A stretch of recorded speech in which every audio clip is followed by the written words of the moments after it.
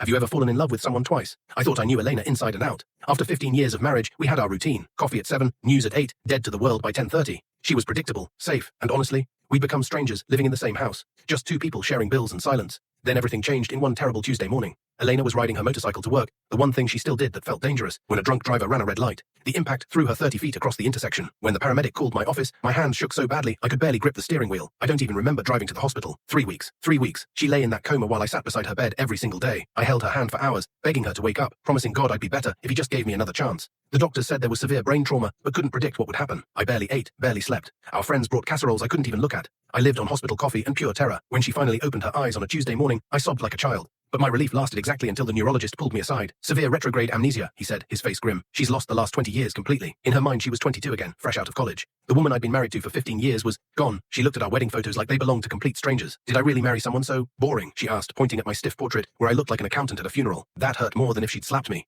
Because she was right. I had become boring. We both had. But this new Eleanor, God, she was wild, spontaneous, fearless. Everything she'd been before life wore her down. She wanted to go skydiving, learn salsa, backpack through Europe. All our abandoned dreams suddenly alive again. And despite not remembering me, she was fascinated by this future version of herself. The strange thing was, she kept hanging around me. She was intensely curious about this future version of herself. Tell me about us, she'd say, curled up on the couch like a college student cramming for finals. So I told her everything. Our disastrous first date, when I spilled wine all over her dress. Our honeymoon food poisoning in Mexico. The time we got completely lost in Rome and laughed until we cried instead of fighting. She'd listen with genuine wonder, like I was telling her fairy tales about someone else's life. One November evening, after I'd been telling her about our 5th anniversary trip to Napa, she suddenly grabbed my hands. That touch sent electricity through me, something I hadn't felt in years of perfunctory kisses and obligatory hand-holding. You know what's completely crazy? She said, her eyes bright and alive in a way I'd forgotten they could be. I think I'm falling for you. Like, really falling hard. I stared at her, my heart racing like a teenager's. But Elena, I'm your husband. We're already married. She shook her head, smiling that mischievous smile I hadn't seen in a decade. Number that other Elena married you out of habit and comfort. This Elena, me, right now, I'm choosing you because I want to. There's a huge difference. We started dating again. Real dates. Not Netflix dinners on the couch, but nervous, exciting first dates, where everything mattered.